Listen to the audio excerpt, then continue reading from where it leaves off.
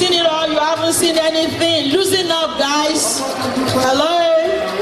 Loosen up. There's going to be an extraordinary performance again coming up. So please loosen up and look forward to these momentous. Well, for many of us that went to the higher institution in Nigeria, you must have heard about Kegads if you have not been a member of Kegads. We're gonna bring the old memories. We all know what Kegads means. I hereby present to you Iku Baba Yeye Dede Igbo for your enjoyment. Here we go.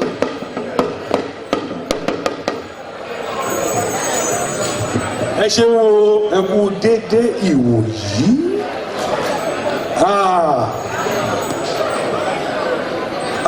Ojú àgbè wá o. Ẹ ṣàmì àṣẹ. This section, Mama sọ Yorùbá àti Òyìnbó simultaneously so that káwọn tí ò gbọ́ èdè Yorùbá, for the privilege of those that can understand Yoruba, they can go on with us. So this section is the drumming section. So màá fẹ́ kí àwọn èèyàn tó bá fẹ́ volunteer kan múra kó sì lè jẹun kíákíá. This is a drumming session. You will come on the stage along with me here and we make a rhythm. And before I start that, kí tó bẹ̀rẹ̀ màá introduce àwọn ìlù yẹn sí. I will show you the drums, their names and what they use for in brief. The Yoruba, Sherry Yoruba, they are described as the fun-loving people of the West African region. They are the fun fàájì. A máa ń ṣe fàájì gan. Òun lèmi wá ṣe ń gùn. That's why we live long. So ẹ tẹ́ bá wo apá mi ń bì yìí. Eléyìí náà pè ní omele. I will advise you to get it for your children for show and tell. These are very important things, part of their culture. Omele, gángan. Èyí tó wà lápá mi náà pè ní omele, ìyádù, gángan. And then the intermediate one, tó wà láàrin, òun náà pè ní gángan. That's the real gángan. Can somebody say it? Gángan. I mean, I think it's derived from the way it sounds. It has only three tones: the upper, the lower, and the middle. And you can make rhythm with that. You can talk with it. That is why it is popularly called the talking drum. So you see, this one is called the agbamole. The agbamole is mostly used, to make a rhythm. You form an orchestra with it in a very little way. So you have the bata. These are the bata families. And we have the bata, the yalu bata. It's a very, very significant drums and it's spiritual. It is very, very what? Spiritual. You don't joke with it. It's most of the time called to war, hero and all those kind of stuff. And ewele, it sounds very uniquely and it's spiritual too. You don't mess up with them. You don't touch it.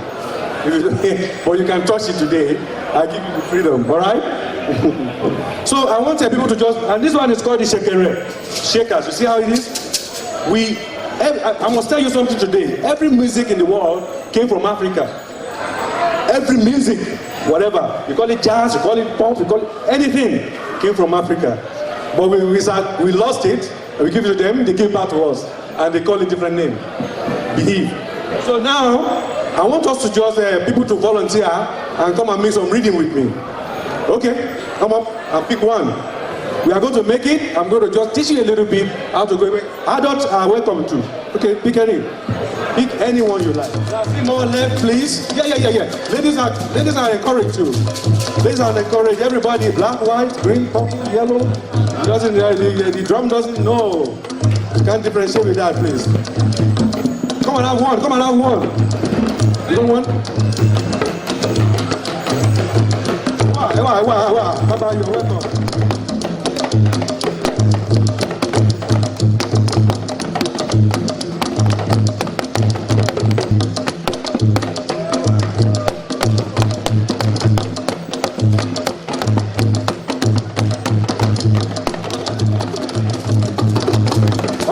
ready?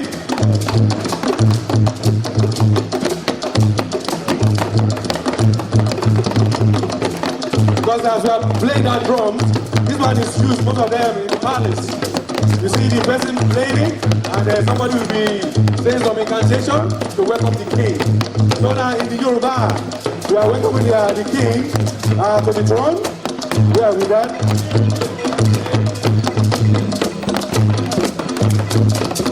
The king and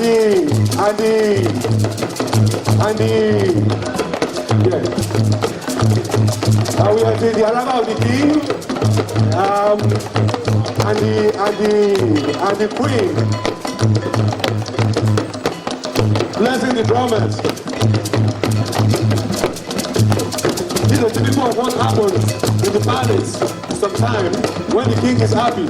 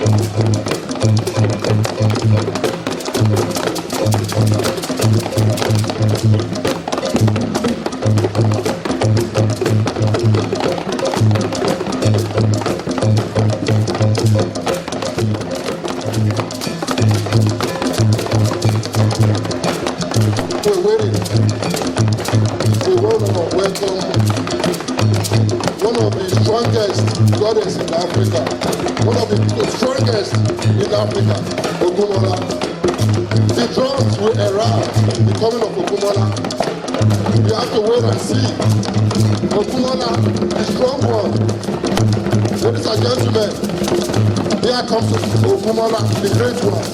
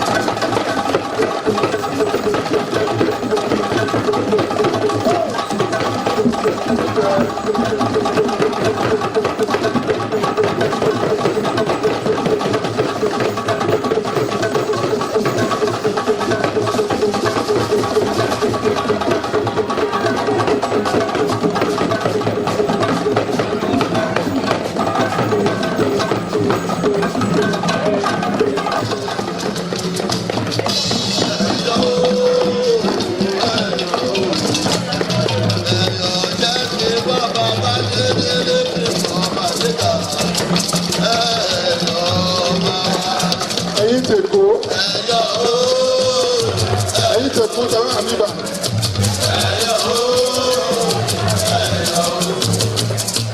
Wait and see.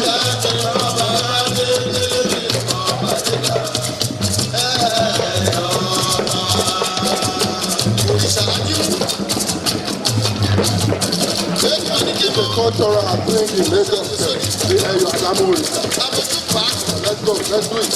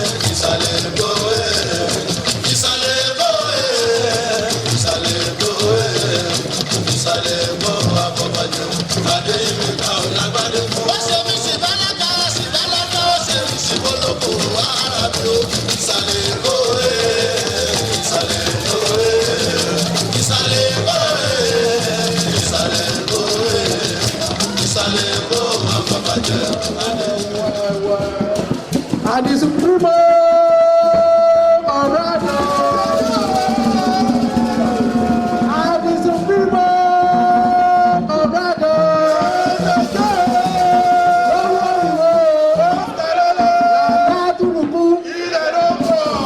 The This is Kegite India Australia Convergence. Kegite Club is the cultural and is very funky artist amati Ojoju form of club. I still remain myself Emuremi Okuro James, aka Ogutimi. XYZ raised to power anything I cannot vote and I think about it also. I die for my NSF. I die for all comrade enjoyment and embarrassment. This is keg of office. We call this one keg of office and it's very important in Kegite Club.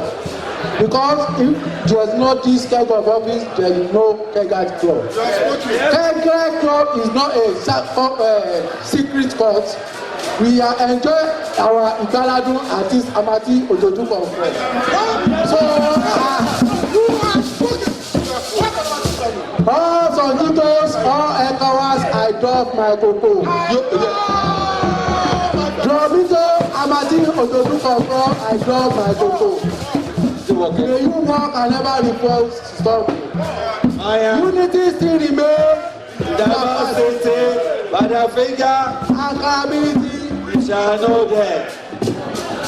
Tikami, Afasa, Afoso. This is the way Gaga Club used to greet themselves, and it's very funky. I stand by the gate with my two legacies for all comrades, all Amuevas and this amateur to do come from, to stand by the gate to this hemisphere to enjoy themselves. All comrades are too carry. You have spoken, my skife. You are a spoker.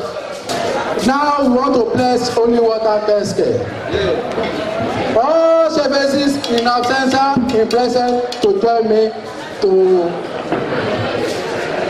where is Holy Pesque? This is Holy Pesque from Eledumare. Ọba Atẹ́rẹ̀ kárí ayé, ẹrù jẹjẹ, létí òkun.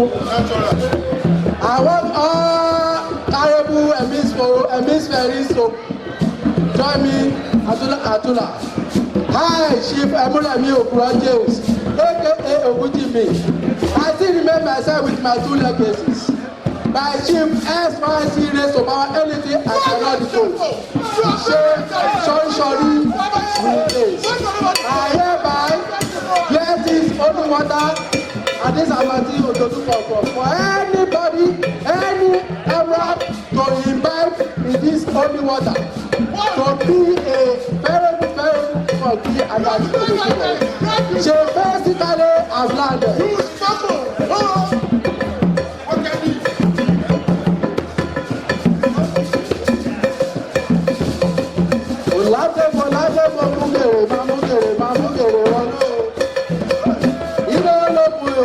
Ṣé ilé ọlọ́sà o? Ilé ó ṣe é fún mi, gómìnà ò lè ṣe òkúrọ̀ ṣe é fún mi. Ó ṣe é fún mi, ó ṣe é fún mi, gómìnà ò lè ṣe òkúrọ̀ ṣe é fún mi.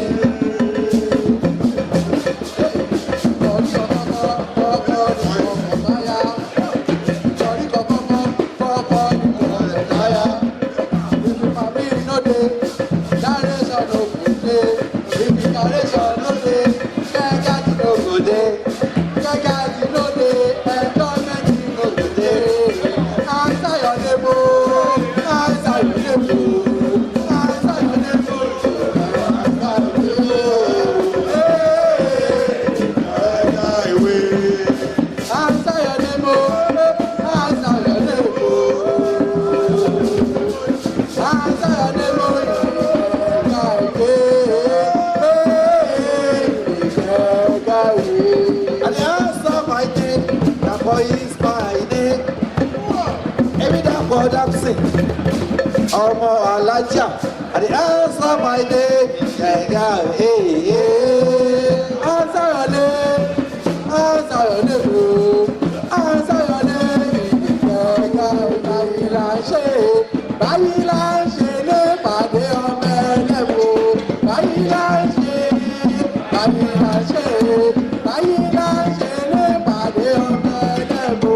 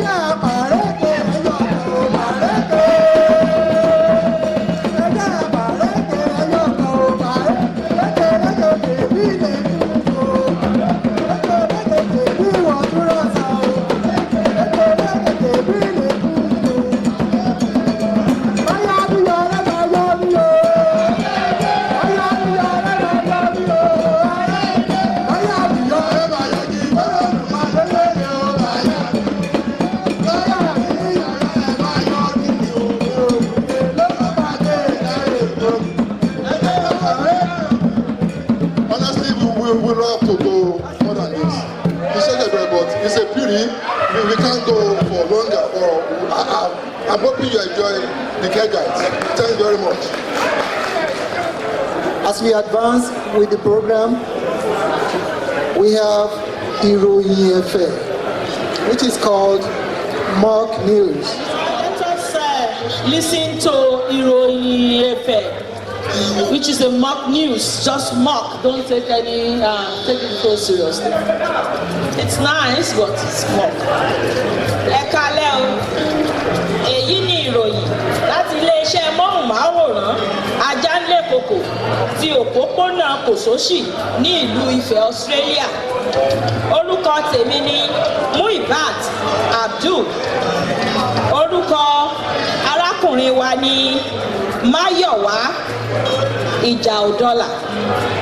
Orúkọ arábìnrin tó tẹ̀lé mi ni Wúràọlá Àjànàkú. Ẹ gbọ́ kókó inú ìròyìn. Ọwọ́ ṣìkún àwọn ọlọ́pàá ti tẹ àwọn ọ̀daràn méjì kan ní agbègbè Tarragona ní ìlú Australia ní Gippsland. Ayẹyẹ ìgbéyàwó ní agbègbè Mọ́nípọn ní ìlú Australia. Ẹni débẹ̀ ló lè sọ. Ìyáàfin Tòlótòló ti fi tó iléeṣẹ́ wa létí pé àwọn ẹranko yóò gbé ọmọ ènìyàn lọ sí ilé ẹjọ́. Ìkéde pàtàkì láti ìlú Amẹ́ríkà. Àwọn ọmọ Amẹ́ríkà ti fi òye yan olórí tuntun. Èyí ni láti kéde ikú olóògbé kọ́ńpẹ́títọ̀ Eṣinṣin níbi àpèjẹ tó wáyé ní ìrọ̀lẹ́ àná.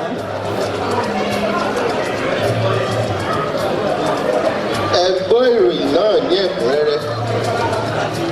Ní déédéé agogo 6 ìrọ̀lẹ́ àná ní ọwọ́ ṣìkún àwọn ọlọ́pàá tẹ àwọn ọ̀daràn méjì kan tí à ń pè ní Ẹ̀fọn àti Ìdó níbi tí wọ́n ti ń gbẹ̀ jàjù ẹ̀jẹ̀ ẹlẹ́jẹ̀. Ọ̀gbẹ́ni Ẹ̀fọn sì sọ fún ọ̀gbẹ́ni Ìdó pé ẹ̀jẹ̀ tí òun fà kò tó sí. Ẹ̀jẹ̀ tí ó ń fà kò tọ́ sí. Èdè yìí bí Ìdó nínú tí ó sì faraya pé Ẹ̀fọn kò lẹ́tọ̀ọ́ láti pe èdèkedè tí ó ń pè.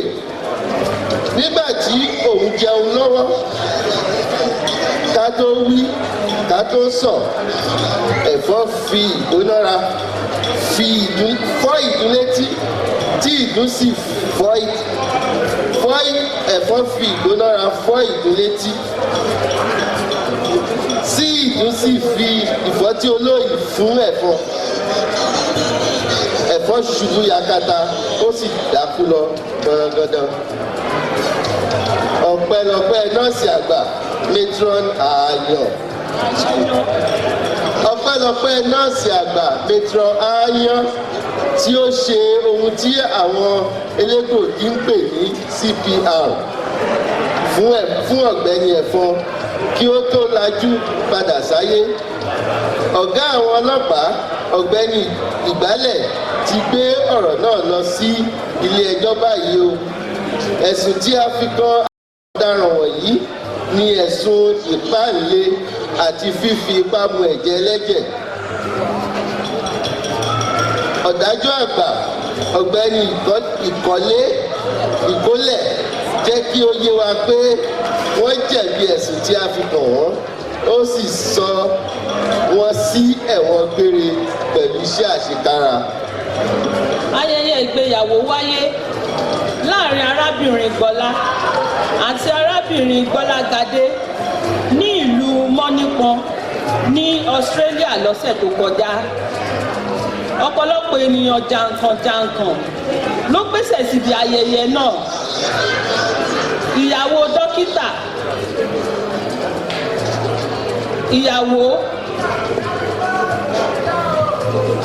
ìyàwó dókòtò, ọkọ ìyàwó sì fi òkò pẹ́ta níbi ijó àkọ́kọ́.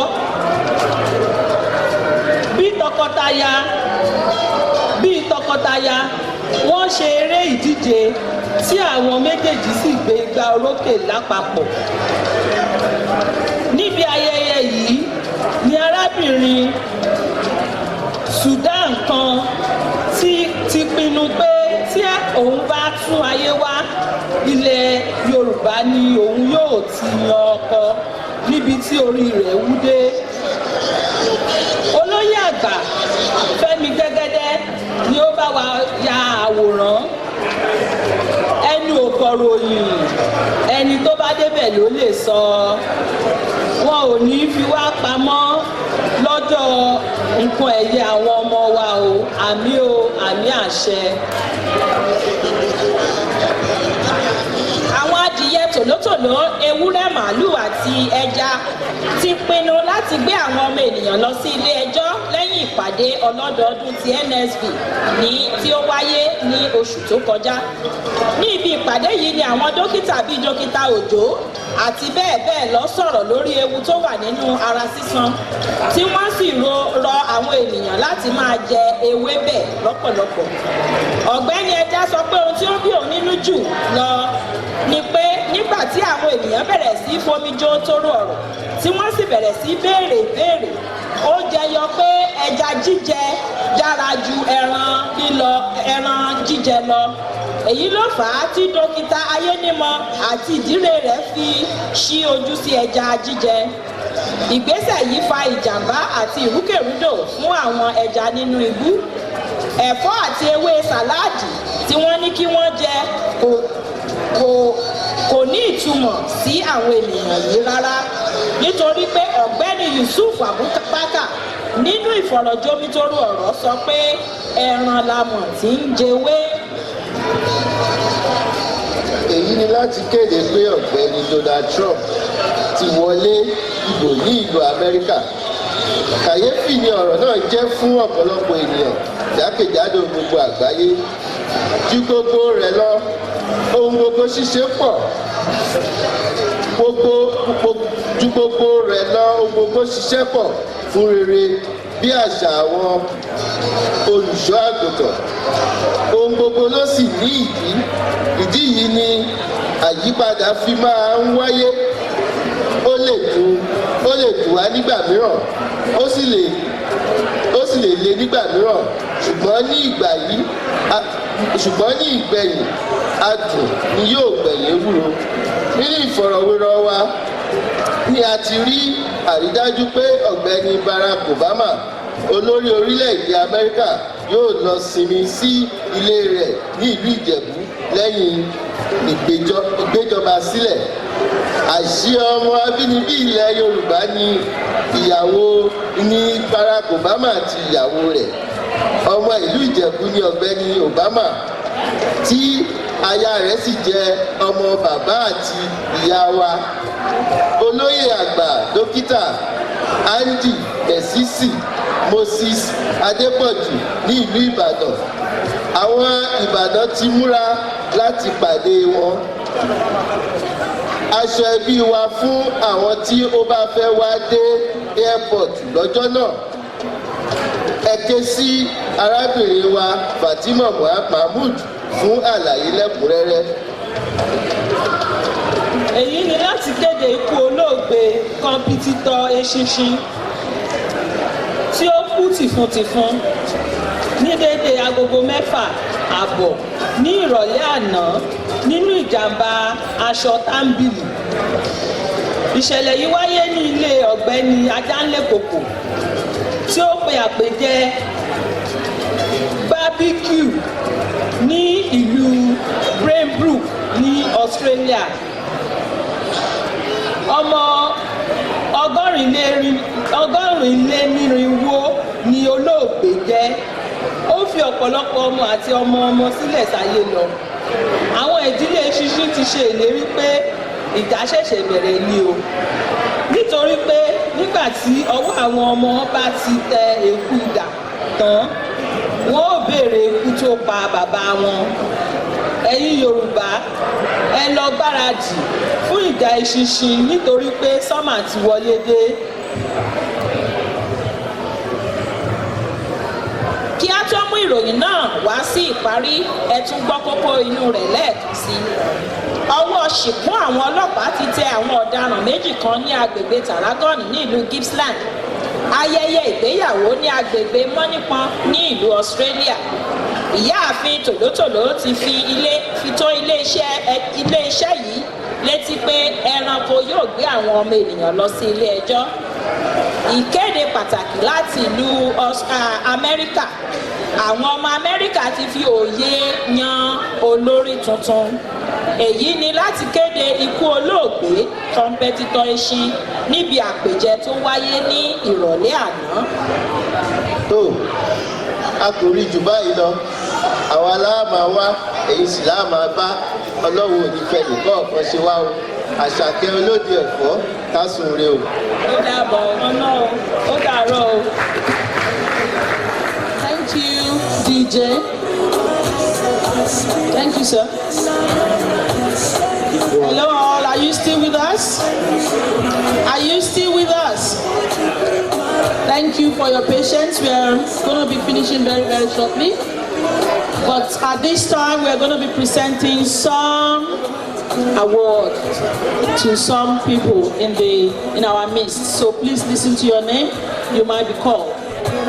So Mr. Awopega, brother, do the honor for the first person. Mr. Wale Olaitan.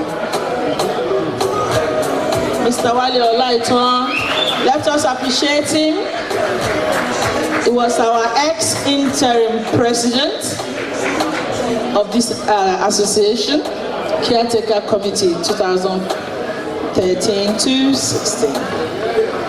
You're recognized. Thank you. Photo with the president. Wale.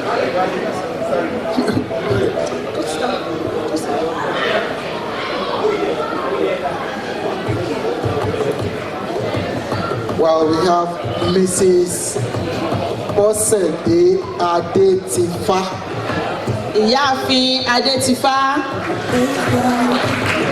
another caretaker committee from 2013 to 2016. Kò ní rẹ̀yìn o. Coincidentally or ironically, it's the husband that is shaking and awarding.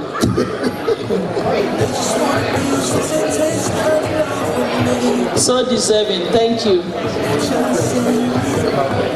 The next person is Mr. Afolabi Akinola.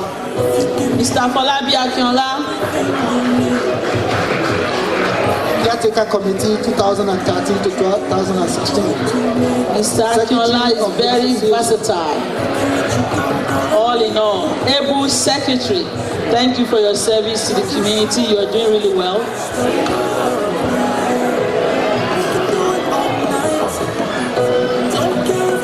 The only Adetola Adeoye,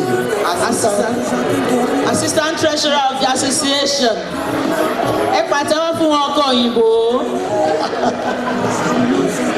Ọkọ ayaba. Well done, Tola. Thank you very much.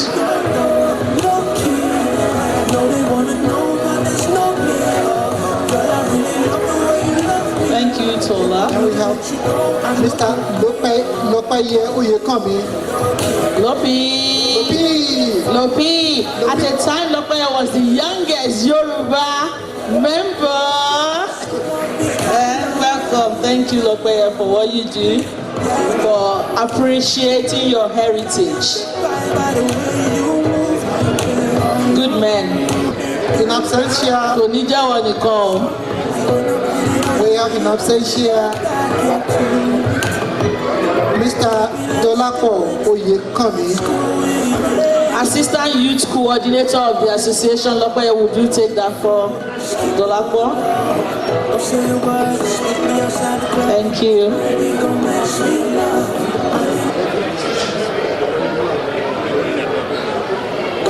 Mr. Tony Abbas, can you collect for Adeoye, please? Mr. Tony Abbas, no, Tolu will collect it for Mr. Abioye.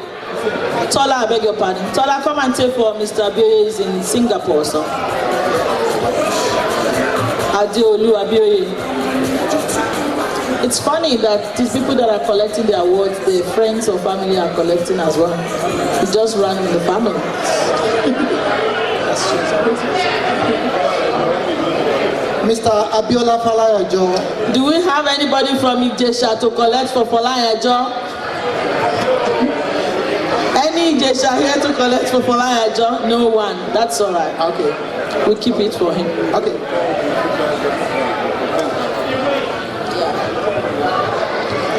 Now we go to Meritorious Award to our ex-leaders of association. Those people that started the journey and they have developed it up to the extent to which the present executive took over. And the first person I'm going to... Okay. So can we please get our special guest, Ms. Pastor Brian Eve, to come and do the honors? For Meritorious Leadership Award is Mr. Bola Ogushola. Mr. Ogushola. Congratulations, sir. Ẹ kú àgbà, ẹ bá wọn ya fọ́tò.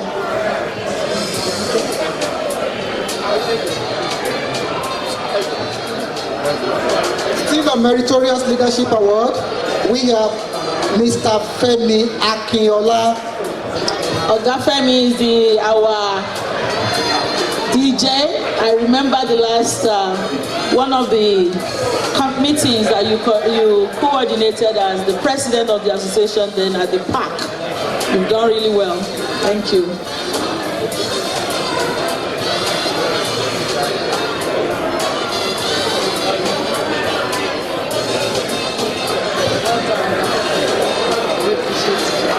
Well, to the well-deserved Dr. Moses Adepoju. Dr. Moses Adepoju, Meritorious Leadership Award. This is one of the co-founder of many Nigerian and Yoruba associations in Victoria. He's done really well. Thank you, sir.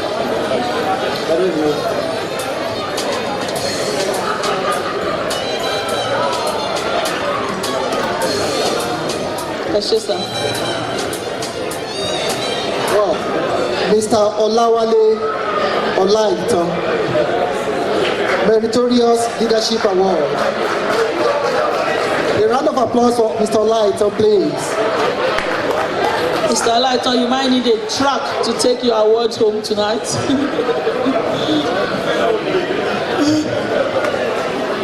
Thank you. Congratulations, sir.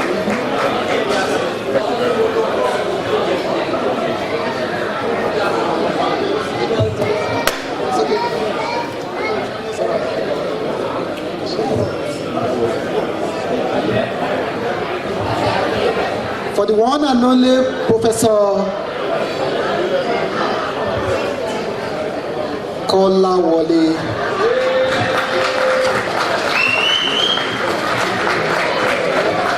Meritorious Leadership Award.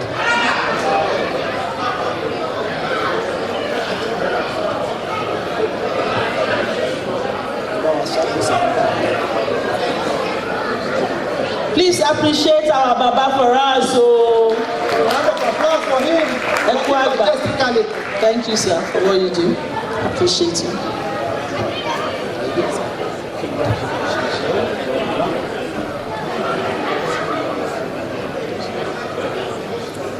Well, there's leadership, there is exemplary.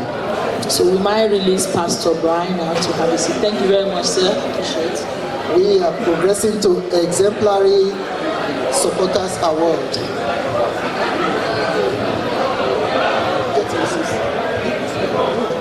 Oh, Mrs. Adioba, please can we call you to help us to present this award, please, to the rest? The first exemplary award goes to Mr.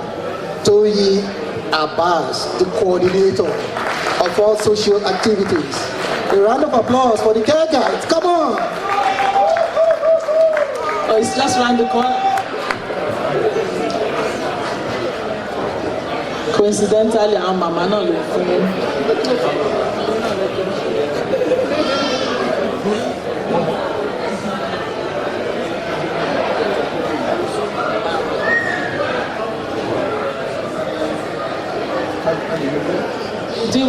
You're doing well, Mr. Abbas. Mrs. Bumi Oyekanmi. Exemplary award for Mrs. Wumi Oyekanmi. Mama, à ń pè yín o. Ẹ dá wa lóhùn o. These mama's children, they've served and they continue to serve the association, both your children, your in-laws, and all of them. Thank you very much, ma, for believing in this. Welcome.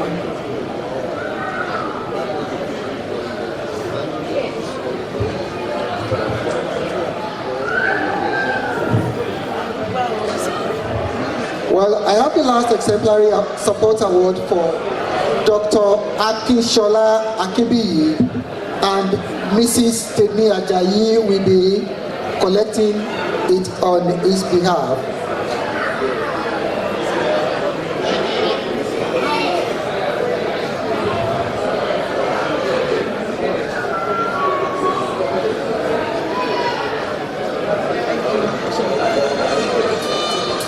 Also for our social welfare committee fundraising for tonight, you not believe what we've been able to achieve through Christ tonight. Who can guess how much we got? Who can be even close? How much? No, I'm not. You already saw it. That table saw it. Can anyone guess how much we raised tonight for the social welfare? Yes, sir. 10,000, he said. Any guess? 20? Any more guesses? Okay, you are very close. 100, we wish. Uncle Tunji, do you want to call how much we've been able to raise? So far, so good. We want to appreciate everybody that have made a contribution tonight. We have raised $10,000, 270. Can we just appreciate yourself? Thank you so much. This is just the beginning. We said we can do it, and we're gonna do more than this. Amen. You never know the power of unity or power of community. However, there are some people that we haven't even spoken to, like the Fatimas. They came late and they're not missing it. I noticed who came late and who was the Fatimas. Ajia and the other, all of you, we raised some money, you missed out on it, but I love you so much, I'm not going to let you miss out. Yeah, we'll be coming to you very shortly. Oh, they're coming. And if you came late, you haven't contributed anything, it's 10,000, you never know where we're going. This is going to be huge. Thank you very much, we appreciate you, ma'am. Yeah. Move to Eto Ishokan. That is unity. We have within us our elders with experience of life, and we shall be calling on them to come and talk to us about unity and the importance of unity. Àwọn bàbá wa, Dr. Moses Adepoju. You've been a community man for so long. You know a lot about community and about unity and camaraderie than most of us. So we will appreciate if you can just help us tonight. Láti sọ nípa ètò ìṣọ̀kan. Good evening, ladies and gentlemen. I think I have to congratulate you all. First of all, being part of the Yoruba Heritage Association of Australia. Does anyone know the significance of today? Can anyone tell us the significance of today? The significance of today? No one. Well, you have to congratulate yourself because Yoruba Yoruba cultural heritage is 20 years old. We are 20 years old. 20 years old.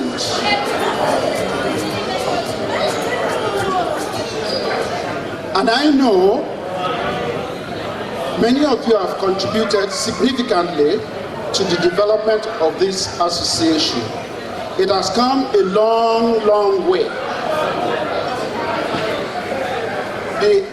The birth of this association came in 1995 at the Olowoniyi's house, Pa Olowoniyi's house.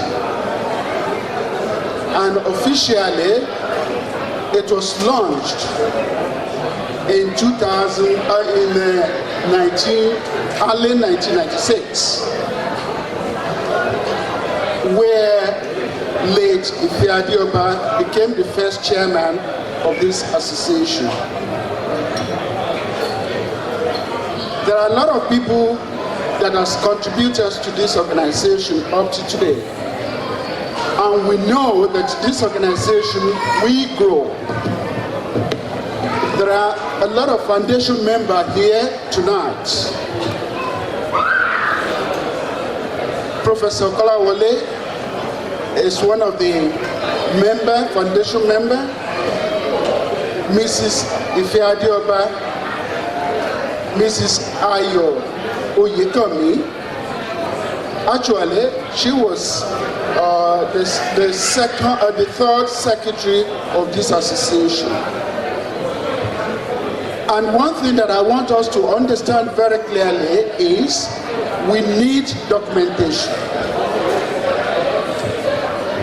On my right here, we have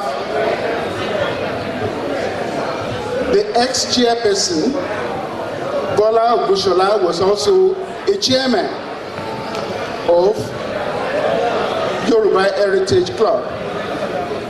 Actually, it used to be Yoruba Heritage Association of Australia. But we have to be very, very careful in the path we are taking now. Because I remember very well, Bola Ogushola took a stand when the Yoruba Cultural Association started confusion and enforcing the association for 2 years as a sign of punishment because it took a stand at that time, which in fact helped the association to grow today. And many of you, I can remember very well, many of them are not here today. Many of them have passed on. Nevertheless, I have to thank every one of you for contributing to the development of this organization, including Mr. Ogudeji. Mr. Ogudeji was also a treasurer of the organization. We have come a long way and we have taken a very good path.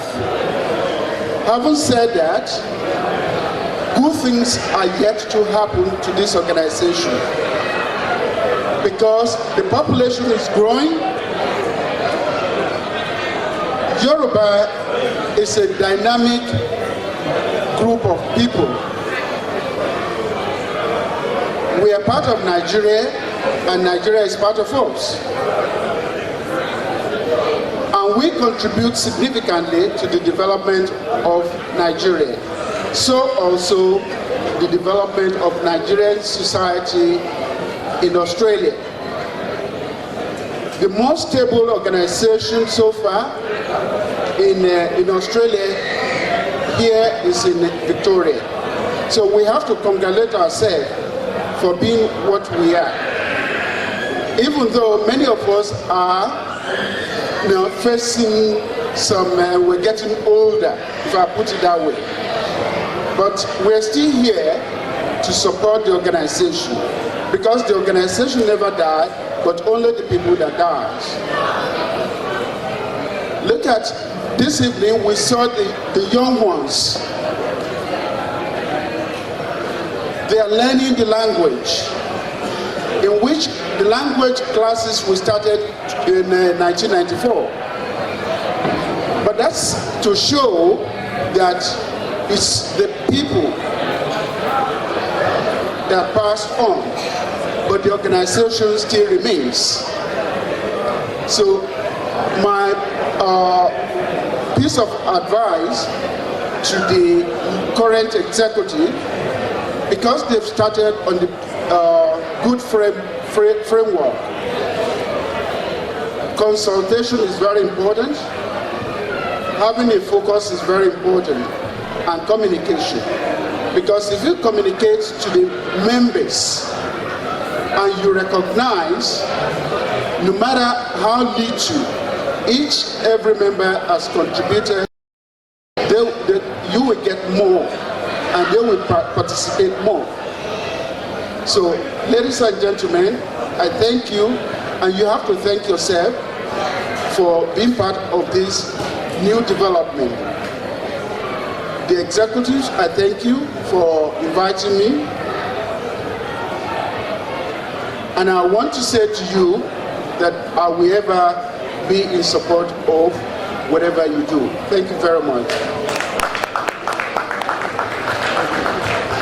ẹ ṣé gan bàbá wa Dr. Adépọ̀jù a máa rí yín bá ọ ẹ pẹ́ fún wa wọ́n ní ẹyẹ kì í fi apá kan fò. We shall be calling on Mrs. Yusuf to come and give us a word of advice about unity. You know about community. I think it was 2 weeks ago that Mrs. Yusuf actually contested for the House of Parliament or something, or the mayor of Sale. This woman is working seriously on the ground. She's quiet, but she's powerful. People don't know how much she contributes to their community as well. Supporting people, counseling them, and this social welfare is your thing. So we do appreciate you, and we want you to encourage us in how to work together. Remember when you contested last time, most of us don't even know. So we need to know what is happening amongst us so we can support one another and to usher ourselves on. So we acknowledge you and your contribution to the community. We just want to hear one or two things from you to encourage us. Thank you. Thank you very much for the very, very robust introduction. Thank you very much. I feel so honored and humbled. I can see that there's a lot of people talking. So because of that, I would like to sing a song. And I want everyone to join in, please. Ẹ bá mi gbé Yorùbá lárugẹ. Ohùn ànílà ń gbé lárugẹ.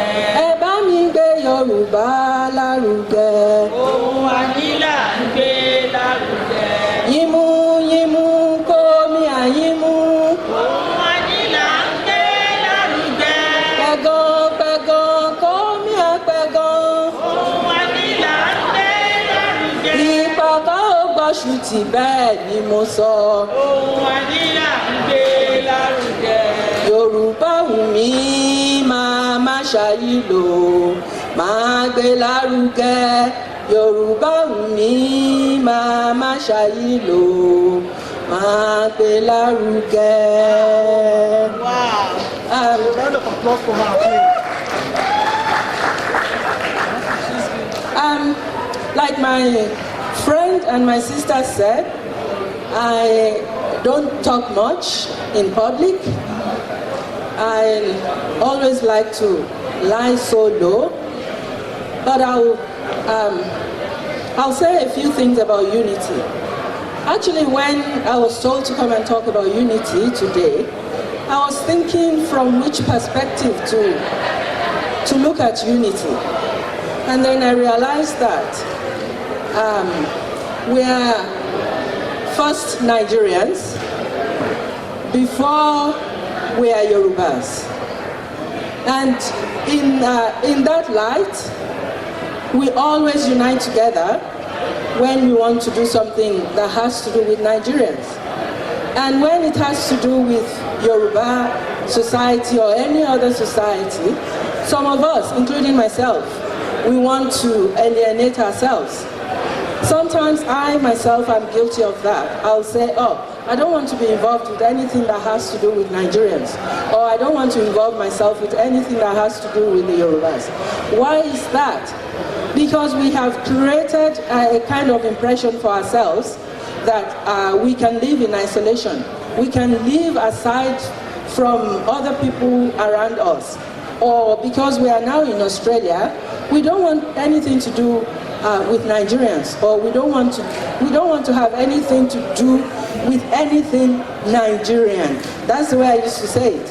Or I don't want to have anything to do with anything Nigerian. Until I learned my lesson in a big way. When my children would say to me, Mom, someone asks me where I'm from. What do I tell them? And I'll say, so where are you from? They'll say, I don't know. So I started thinking about them, that I have to take them back to their roots so they really understand who they are and where they come from. And that was why I changed my mentality of saying that, of thinking that I don't want to have anything to do with Nigerians or Yorubas.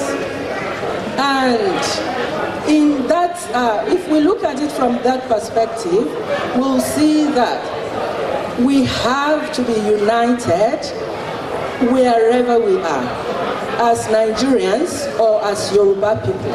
And in this situation, I'm going to say as Yoruba people, because we are all Yorubas here.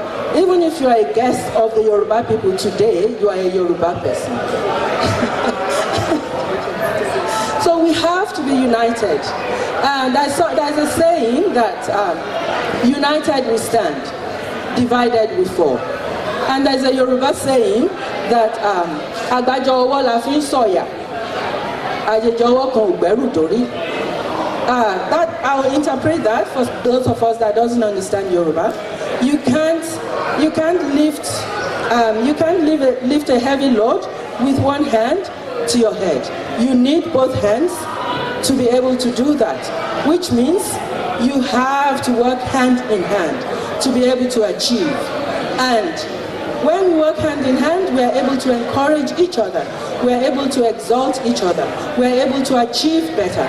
We are able to accomplish more things. Because what one person can accomplish, two people will accomplish, twice that time, and on like that.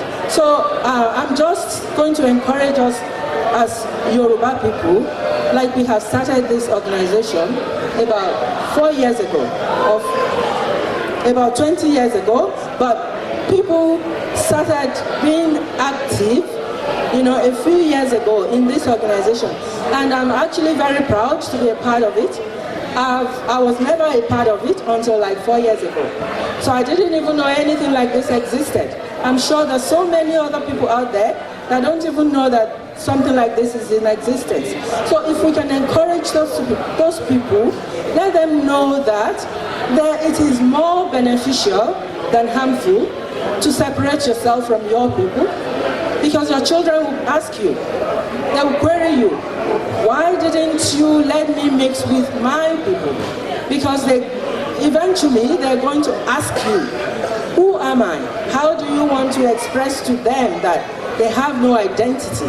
Our identity is first as Nigerians, and next we are Yoruba people, and then we are Australians. If we start telling our children and seeing us in gatherings like this, if we start inviting our children, and they know the importance of us coming together, gathering together, like my daughter would say, Mom, please tell me who to call auntie and who to call by name. Because they can't, she said, because I can't differentiate. That's part of our culture that I have imbibed in my children. They know that every black person, especially a Nigerian, is either uncle or auntie. only if I say, no, you can't call that person auntie or uncle because they are your age group. They say, oh, okay. So, things like that. That's how to show the unity and the respect and the togetherness to our children. And then our children can teach it to their children. And the Yoruba Association can continue to thrive. Even when we are long gone, our children will remember that I used to go to the Yoruba Association with my mom or with my dad, or maybe when we become grandmothers, with my grandmother. And then we can continue to go on and on like that. And then the unity, like the Yoruba people would say, that when we are united, nothing can break us apart. So I'll encourage us and implore us to continue to act in unity and just learn from me. I used myself as an example because I used to have that mentality in the past. So if we can just learn from what I just shared with you, to know that you cannot do anything in isolation. You need people. People need people. We need each other. We are all Nigerians. We are all Yoruba people. Let's continue to come together for the benefit of all Nigerians and all Yoruba people. God will help us all. Thank you. So on this note, we're going to get our own Dr. Ojo to please give us, complete with a vote of thanks to close it up. And there's going to be dance afterwards. Good evening, everyone. I'm going to keep this very short because I know that people are quite expectant. People want to exhibit this dancing skill. On behalf of the executive and all members of the association, we want to express our sincere gratitude for everyone for coming here today and honoring our invitation. And more importantly, we do want to recognize some people who have contributed immensely to the success of this event today. If you look at the program, there are a few individual donations, but more importantly, there are more corporate donations towards this event today. And we want to recognize NOLA multi-product for supplying a lot of the drink that we had today. Our sincere appreciation to you, Ms. Ibrahim and family. We also want to recognize and thank all our people that launched the welfare committee, the donation today. Mr. Ogushola, Lawyer Oladejo, Mr. Ajayi, and Mr. Adetifa. Of course, I know that a lot of people contributed. I'm actually amazed by the amount we eventually realized today. So I want to thank everyone who have chipped in one thing or the other today towards this program. Of course, as Nigerians, we also want to give gratitude to God all the time in whatever we do. We know He's given us a beautiful weather today, and we honor Him and celebrate Him for that. And of course, as I said, I'm going to keep it very brief.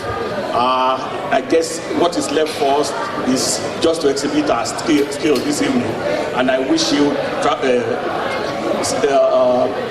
traveling masses on your way back home. God bless you. Thank you. Thank you, Dr. Ojo. For the benefit of the people that might not know, Dr. Ojo is the vice president of this association.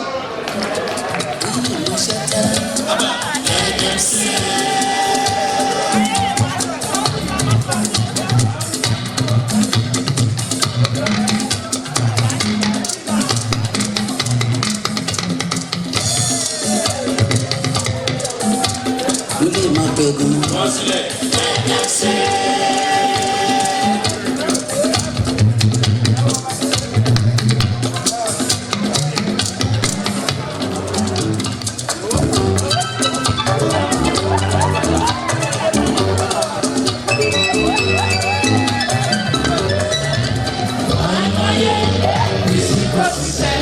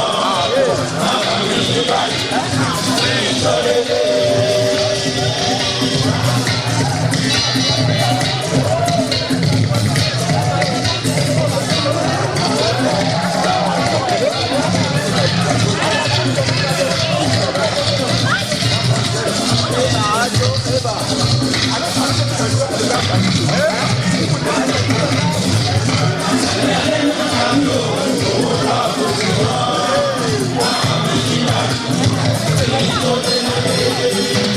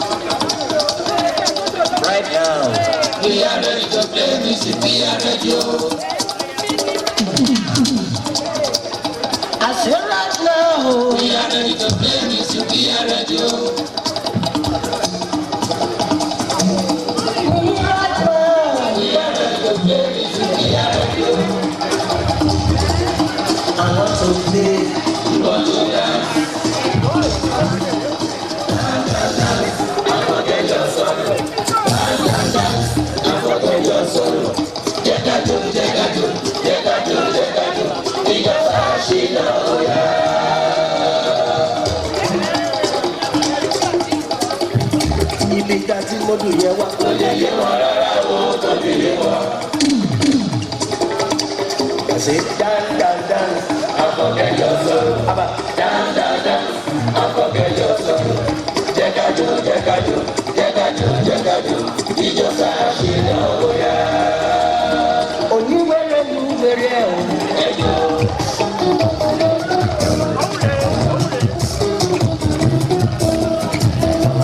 Àwọn onífújì wà ló fojú wọn. Àwọn lápàlà wọn lápàlà wọn. Àwọn onífújì wà ló fojú wọn. Aláwọ̀ ẹ̀ làwọn ẹ̀jẹ̀. Ìyóṣì náà.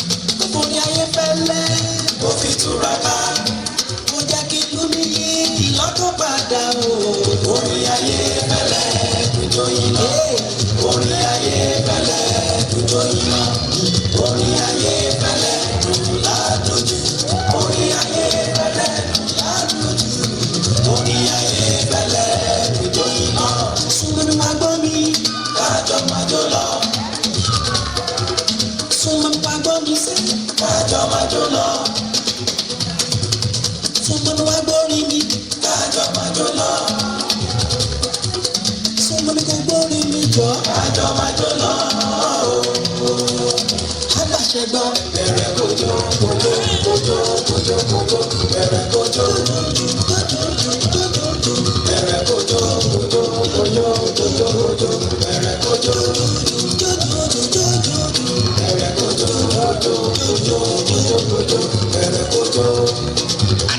Ẹni tẹ́ bá rí ẹ máa rojú kọ́kọ́. Ẹni tẹ́ bá rí sẹ́fẹ̀ máa rojú kọ́kọ́. Ọkùnrin ayé fẹ́lẹ́ kò fi túraká. Ọkùnrin ayé fẹ́lẹ́ sẹ́ kò fi túraká. Kò jẹ́ kí ìlú mi yí ìyọ́kú padà o. Orin ayé fẹ́lẹ́ dùjọ́ yìí lọ. Orin ayé fẹ́lẹ́ dùjọ́ yìí lọ. Orin ayé fẹ́lẹ́ dùn ládójú. Orin ayé fẹ́lẹ́ dùn ládójú. Orin ayé fẹ́lẹ́ dùjọ́ yìí lọ. Súnmọ́ pamọ́ mi kájọ pàjọ lọ. Súnmọ́ mi pamọ́ mi sẹ́ kájọ pàjọ lọ. Súnmọ́ mi kan gbórí mi kájọ pàjọ lọ. Apàṣẹ gbọ́ bẹ̀rẹ̀ kójó kójó kójó kójó kójó bẹ̀rẹ̀ kójó bẹ̀rẹ̀ kójó kójó kójó kójó bẹ̀rẹ̀ kójó bẹ̀rẹ̀ kójó kójó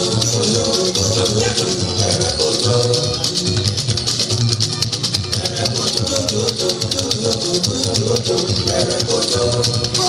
Ohun tẹnumọ́, ohun tẹnumọ́.